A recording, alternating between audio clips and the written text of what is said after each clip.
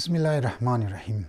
اونهایی که در سوء ظن مبتلا هسته، اونهایی که در بدگمانی مبتلا هسته، اونهایی که بدبین هسته، ای چطور افراد ها هسته؟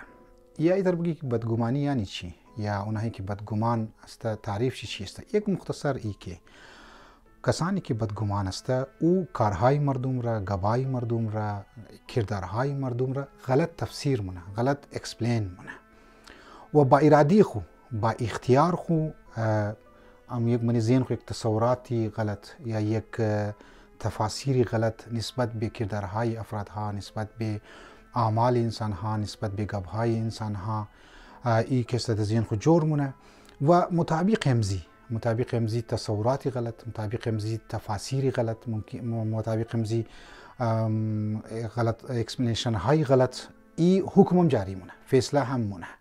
چرا؟ چون که در مطابق گمان خو مگه که ما صحیح هستم، ما بالکل فلان فردی که یک کاری کده او دنزی منفی که است کار را انجام داده، یک مثلا یک نگاهی منفی داره، چون که باز کار از او منفی معلوم میشه شده، لذا در مطابق همزی بس فیصله مونه. و مود زندگی خو از من توق منی که بسیاری از افرادها که دمزی مشکل گمانی بد مبتلا هسته، خانه ها را تباه کرده و زندگی ها را تباه کرده، شخصیت های انسان ها را از بین برده، کریر انسان ها را نابود کرده و یک شخصی که شهرت داشته بوده، یک شخصی که دمنی معاشره میخواه کار کنه از خاطر امزی گمانی بد ای رفته خب غیبت های زور شروع کرده که ما در دیگه ویدیوهای خو گفتم.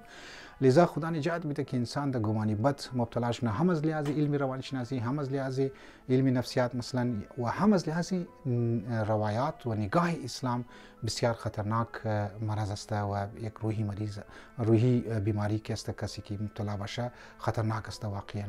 و السلام علیکم و رحمت الله و برکاته.